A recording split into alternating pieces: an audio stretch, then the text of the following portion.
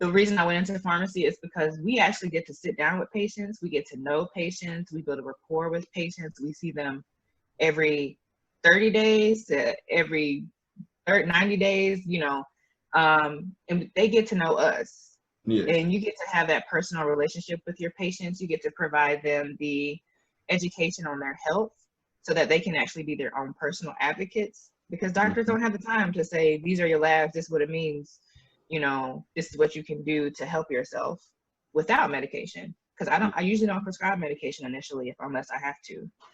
Go work out. Yeah. Change your diet. Just speaking about that, lifestyle modifications can cure 90% of chronic diseases. Cure or prevent. Cure or prevent. They can cure or prevent. Yeah. So I really try to talk to people when they come in. Oh, I'm on this and this and this. Can you think I can ever get off of this? My doctor say I'll be on this forever. I'm like, well, if we start here and do some lifestyle modifications, we can definitely get you from taking this dose to a lower dose and like work your way down to getting off of it.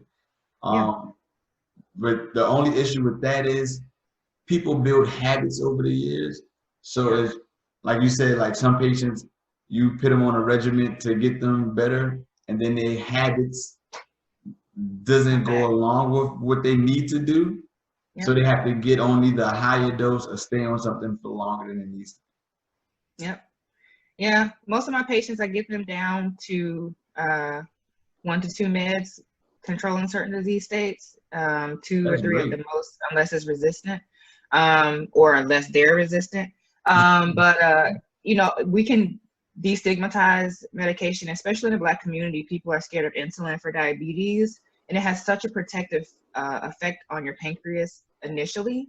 So a lot of times I'll have people start, depending on their sugar, start with insulin to the point I get them off and they're controlled with my med and lifestyle modification. So education, man, and actually doing it. Another quick thing with being a pharmacist, you can see a patient taking 3 blood pressure medications and you can say, hey, that's a pill burden, because I know you don't want to take 3 pills. I can prescribe 1 medicine that has all 3 in it.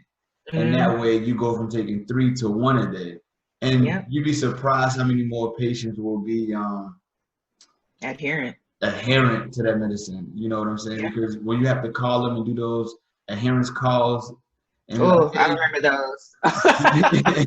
Did you? I remember those. For you and this and this, and they'd be like, "Oh, I'm not taking that one because you work for the VA, because they probably have TRICARE and their insurance pays for it. But in the retail, it's like I don't have the funds for that, so I'm not going to take that medicine because I feel like it's not working. This one that the doctor gave me, I've been on for years. I'm gonna just stick with this one." And you like, but he really wants you to take both because they're going to work together to help reduce your blood pressure or any other disease state. But it just, finance is like one of the main issues. It's an issue in the VA too. So for veterans, that means they didn't retire from the military, so they don't have lifetime health insurance. And so they have VA benefits where, depending on their service connection, meaning if you broke your foot in the military, you can be service connected for the arthritis that's going to come about afterwards. Or, you know, post-traumatic stress disorder, you can be service connected for that. So that means that your anti-inflammatory medications, your topical pain relievers, those things will be covered by your VA benefits. So you get them for free, or your mental health meds will be covered for free. But if you have asthma or you have heart failure, those medications are not free. They're based on a tier system, just like in the civilian sector. So you're still paying for meds. And a lot of times I have to manage patients' medications through the VA and outpatient to make sure that they get the best deal, basically, because a lot of my patients are low income. And they depend on the VA for healthcare. And so if they're being charged to see a provider, or if they're being charged for medications, I make it work so that they're paying the least amount as possible. So it's in the VA system too. A lot of people have that confused, but they pay for meds too. It's cheaper. It is cheaper. But even with it being less expensive, people still have that financial burden. Think about it like that, where I guess the military is paying for whatever disease states or whatever occurred to the patient while they was in the military, but anything after that time, it's like, that's on you. That's you. Yeah. Yeah. Well, you educated me on that. I didn't know. I thought they took care of them forever, but like you said, until they retire out, that's when that happens. Yeah. And when they retire, well, their healthcare, yeah, if you're active duty, your healthcare is free. Active duty dependent, most of your things are free or decreased price. If you're a retiree, you have TRICARE, which is, its own thing. Retiree TRICARE is its own thing. And then you have VA benefits. Yes. They're all different.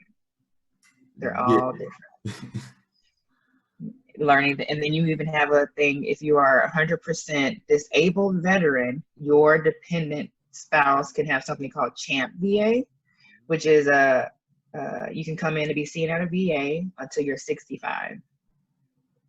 And people surprised are 65, and then they have to find their own healthcare provider. And there's a lot of transition of care and education that comes into play as a pharmacist in the VA system beyond pharmacy. And so we are. I'm about to say, like, I'm learning so much. Like, I didn't know it was this many different types of insurance within the VA. I thought it was like, where I'm at, it's like TRICARE, or you just go to the VA. That's the whole thing that I know. But now that you're educating me on this, learning these different types, I can see what some of the issues with people coming in and be like, I'm a veteran and this is happening, Like, now I can kind of understand them more.